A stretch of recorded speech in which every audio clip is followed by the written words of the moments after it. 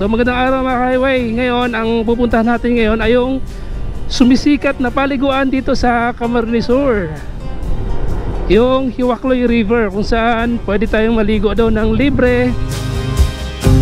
Siyempre walang bayad, di ba?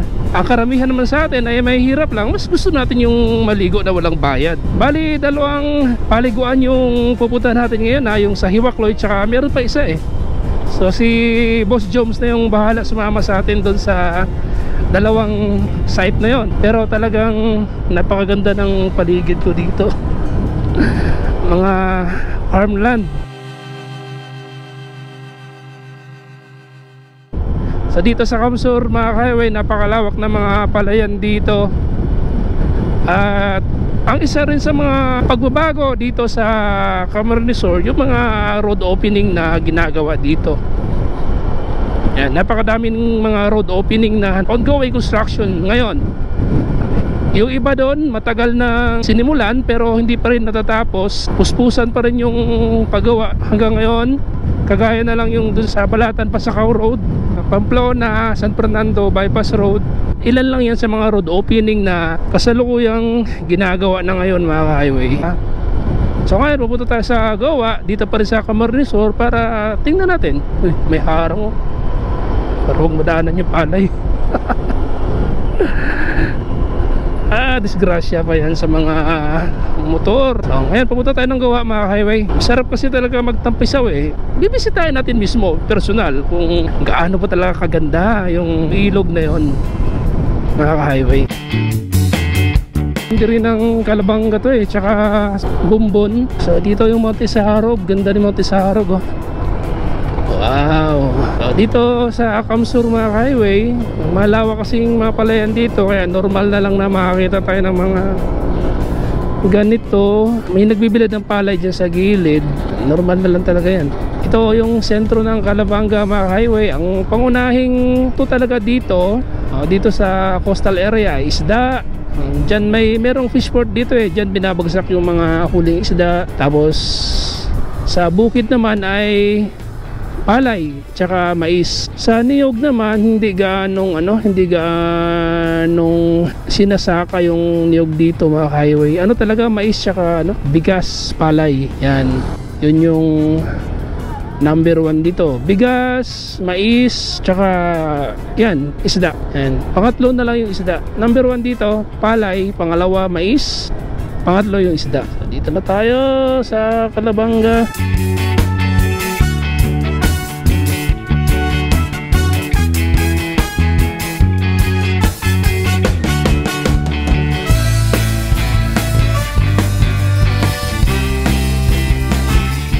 Dito sa part na to ng Kalabanga mga highway, dito mag-uumpisa makakita tayo ng mga bulubundukin. Waiting tayo dito ng go kasi ginagawa pala to. Yan, may naman, may pass and go, may stop and go light. Umpisa na tayo dito makakita ng mga burol. Dito sa kanan may mga magandang burol tayo makikita. So tapos dito naman sa ating kaliwa ay nandyan naman yung ganda ng karagatan, ganda ng dagat dito sa part na to ng Kalabanga. So ito mga ka-highway, sa barangay Tumagudtod pwede tayong umakyat dito eh. Akyat tayo saglit dito. Ang tarik nito, pero pag nasa taas ka, kita mo yung baba, parang nag-overlooking ka na rin.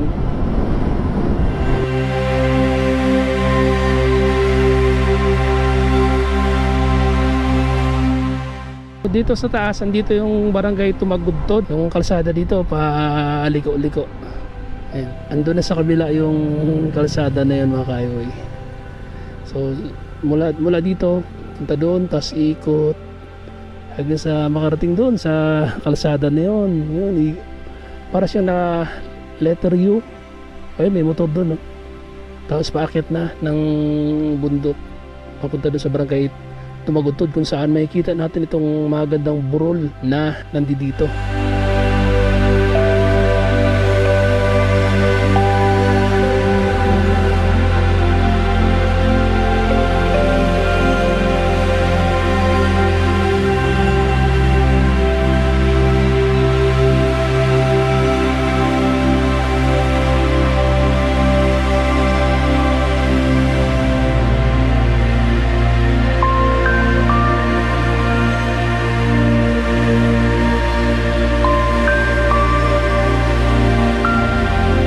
Hindi na tayo aakyat dun sa taas kasi anong oras na? 11:41 na. Kailangan nating makarating agad dun sa Hiwakloy River, kaya sa drone na lang natin titingnan yung ganda nitong bulubundukin na ito, mga ka-highway.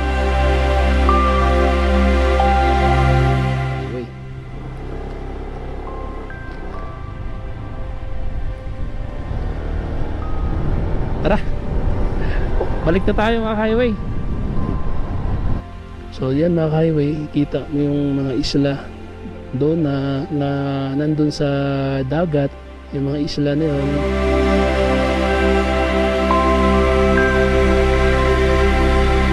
Tinambak, mga highway, dito na tayo sa Tinambak. Yan, so kakanan tayo dito. Yan. So dito sa Tinambak, mga highway, napakadaming mga mabibili nating mga seafoods andun sa kanilang palengke, no? Hindi na tayo dadaan doon kasi nagmamadali nga tayo, pero sa mga naghihintay ng update sa kanilang bayang Tinambak, yan yung update dito. Kung nakikita nyo naman siguro sa aerial video, sa drone video, yan yung itsura. So magpapagas ba ako? Medyo marami-rami pa naman.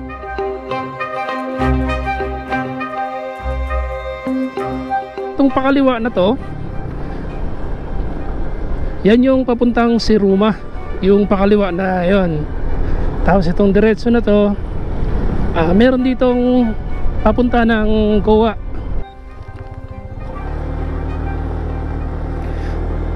Okay, mga highway, kung mapapansin nyo ang kalsada na to, walang gaanong dumadaan. Kaya nga kapag pupunta ako ng Goa, dito talaga ako dumadaan, dito sa Tinambak, kasi konti lang yung mga sasakyan mga kasabay mo. Yan, tahimik. Lalo na dito pag gabi, mga highway. Tahimik talaga tong lugar na to. Itong part na to ng Tinambak pa to eh. Tsaka dito rin yung papunta sa Tinawagan Hills, kung saan ang hills na yon ay dati na nating binisita yung Tinawagan Hills. Inassist tayo nung nagbabantay doon. Tinignan pa nga natin yung tinikman pa nga natin yung tubig sa bukal doon. Sabi ni kuya nung nagbabantay doon na natuyo na raw lahat ng mga bukal dito sa Goa. Yung bukal na yon na natili raw na nagsusupply ng tubig.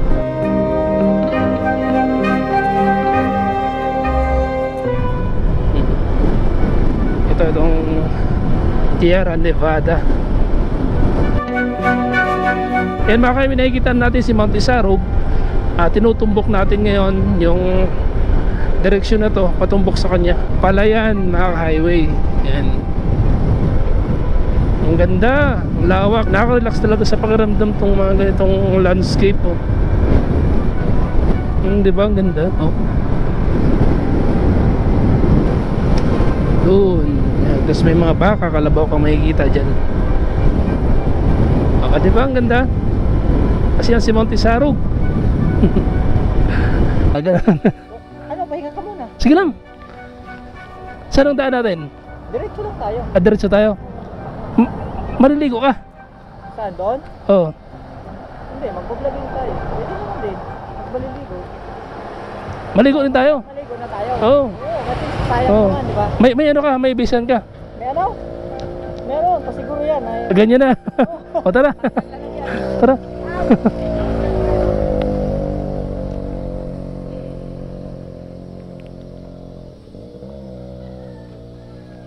Tara. Mga ilang minuto ang trekking papasok? 5 minutes lang. 5 minutes lang. Una lang dito eh. Tapos yung isang ilog na sinasabi mo? Ano daw, Masiso Spring. Masuso. Oo. Saan naman yung daanon? Diretso tayo sa may kampo. Kampo ng army? Bago magkampo na namin. May kampo dyan. Tayo, patpasok. Sige. Pasukan yan. Dito? Oo. Hindi, pasok tayo dyan. Dito yung sa Hibakloy. Oo, dito yung sayo ko. Okay. So dito yung sa Hibakloy. Okay.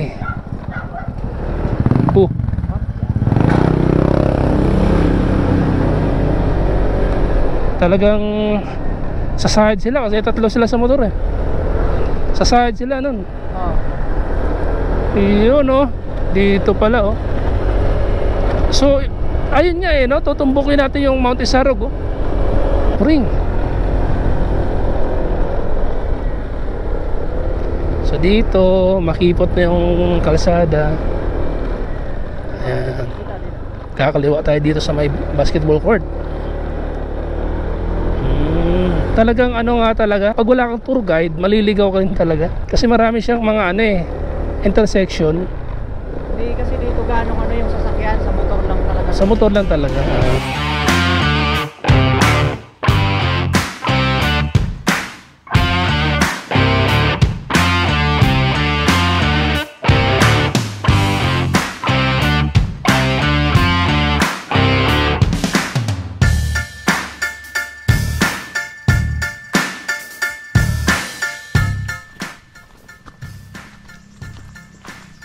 Boss Joms TV. Ay, may TV ka ba? Bro, wala. Ano, Boss Joms lang? Boss Joms. Highway lang malakas. Support Boss Joms, YouTube and Facebook. Thank you very much. Ginawan to ng parang kanal dito para magsilbing daanan ng mga pupunta para maligo. So pasok pa pala yung motor dito to eh. Kanya lang hindi ganong spacious sa parking. Para lang sa mga motor. Para lang sa motor talaga. Konti lang. Parking pwede magparking dito. Diyan sa taas pwede rin magpark eh. So pagdating dito mga highway, yun na mga highway oh. Daming naliligo oh. Maglalakad ka pababa, hahawa ka dito sa grab bamboo. Ito sa harang na to. Pier ka sa heights.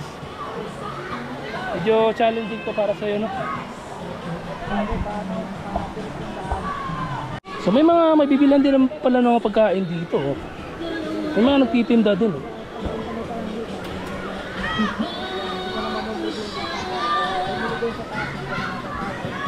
Yes po.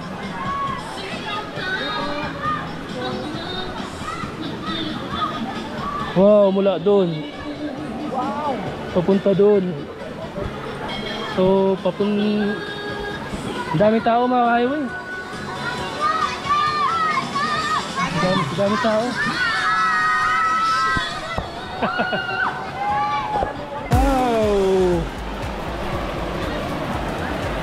Bluish yung tubig mga highway oh. Sarap oh.